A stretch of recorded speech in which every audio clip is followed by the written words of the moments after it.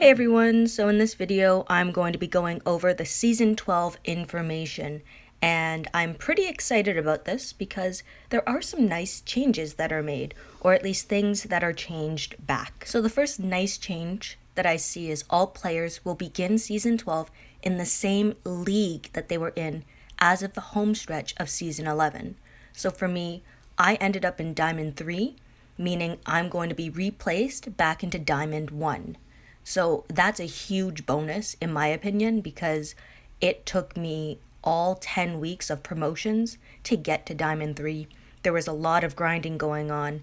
I know there was in week 10, I think it was, or week 9, where I made it by the skin of my teeth, where I was raiding up until the final seconds of that stretch. It was actually pretty insane. I remember I spent a lot of coins in the Champions Arena because of how much that Champions Arena and arenas in general actually influence your position, more so than I think that they probably should. But that's actually something that's been addressed as well, so I'll get to that later in this post. The rest of this part tells us that players in Gold and Platinum will have to go back into qualifiers to figure out which division they will be in. So it doesn't mean someone who's in Platinum will be reduced to Gold. They will still be in Platinum. It's all about what tier they will be in. Now for players in Bronze and Silver, these are probably new players or players just returning to the game. They will begin Season 12 in the same division they were in during Season 11's home stretch. So that means if you were in Bronze 3, you're back in Bronze 3. If you're in Silver 4, you're in Silver 4, and so on. So Platinum and Diamond Leagues will both be extended to include 5 divisions up from 3.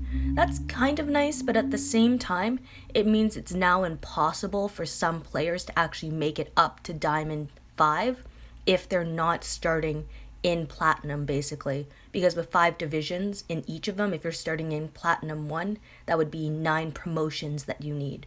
So if you're starting anywhere farther back, then what would it be, like one tier below Platinum 5, so Gold 3, I guess, then you'll kind of be stuck and you won't be able to actually advance to Diamond 5 if that's your end goal. And to round it out, Demotions will be restored for leagues above Gold 1 but below Diamond 4.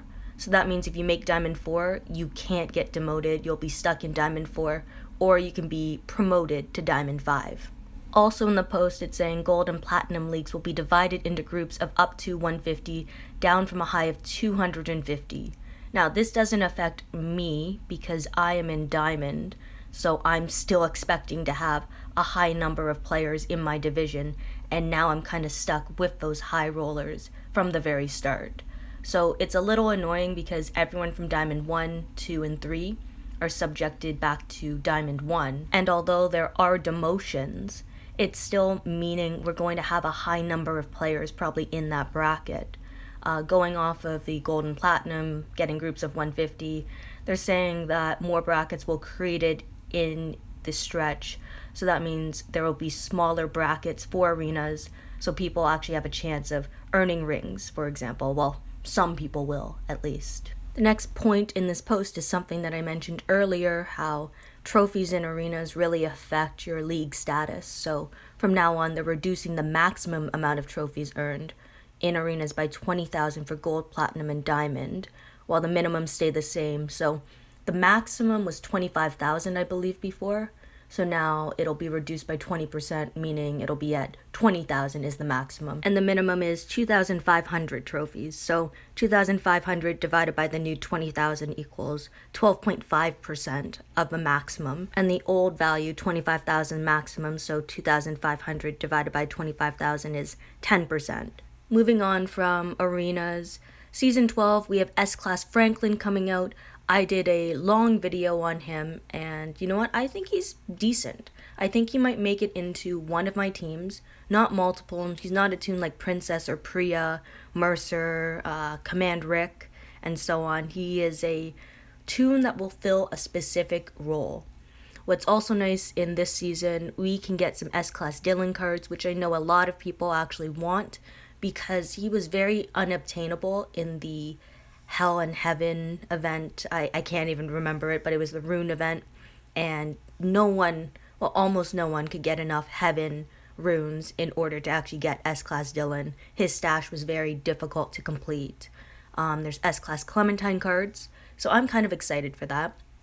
I do like Clementine, but I also know she isn't necessary as an S-Class. She is very good still as a 6-star because she retains the same leadership skill. So I will probably not be going for her cards right out of the gate because she's not a top priority toon for me. They'll also be having S-Class Jason cards. And you know what? They did say that they would provide additional cards for him in later seasons. So I'm kind of happy that they followed through with that. It's giving people the opportunity to pick him up if they want one. Now, what's weird is that returning items from Season 11 are the baseball caps, Letterman jackets, that's fine. We're going to need them probably for Franklin if all goes as planned. But Mia's pistol and Jason's assault rifle coming back, that is interesting to me. I would have expected some different weapons, but to be honest, I'm not sad about Mia's pistol coming back. Mia's pistol to me has multiple uses. That last stat, although it isn't the hardest thing to craft, it is very useful on any type of aggressive attack team. And with the 30% attack stat, naturally you would want to put it on an attacking toon. Since this fourth stat gives 15% attack and crit chance to all teammates that are adjacent, as well as the holder, it is a great buffing weapon that works as a leadership skill. One way that I would change it would be to add splash, a huge bonus to AP when attacking, and 35% attack.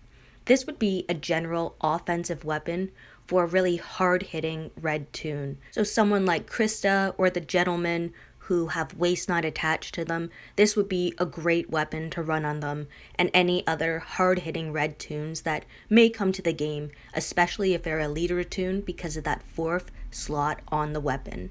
Another method for this weapon would be going with focus stun, changing to HP, and adding a huge bonus to AP when attacking.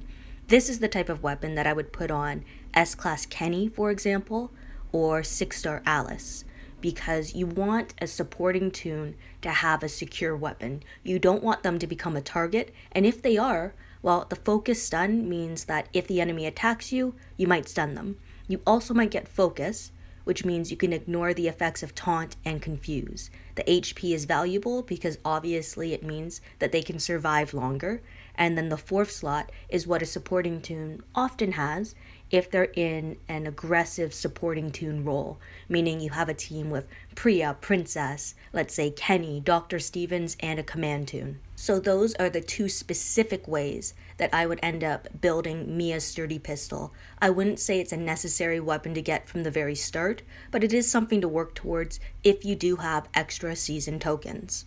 And now jumping back to the post on Season 12 and just the information given. So League campaign missions, so they've been discontinued. They lasted one whole season, but they are available for Diamond. So that's kind of interesting.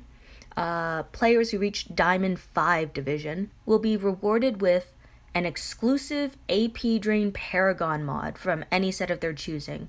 So last season it was a lifesteal mod, and that was a flat amount of 800, basically heal on attack, which still I don't think it's healing from infection unless you have an overheal character, if your toon is at full HP, that is. But this AP Drain mod, it's minus 75 AP to the enemy when attacking, which is an upgrade from what it was yesterday, or maybe the day before when it was minus 60 AP. But someone brought up a good point where a maxed out platinum mod of AP Drain is minus 65. So why would you have a Paragon mod being less than a Platinum mod? Like when we took a look at Lifesteal, 800 was significantly higher than what the Platinum one was. So this AP Drain mod, it's still only a minor chance, which is quite small, and it doesn't say anything about Paragon mods not being introduced into the rest of the season. Last season they said that the only Paragon mod you could acquire during that Season 11 was that Lifesteal one. But this one, although it says an exclusive AP Drain Paragon mod, it does not say that there are not any more or additional Paragon mods that will be able to be acquired during Season 12. And I'm just seeing now that on my video it does show the minus 60 AP mod, but on the updated blog post it does say minus 75 AP. Anyway, thank you everyone for watching and listening to my video. I hope you guys found it helpful and informative.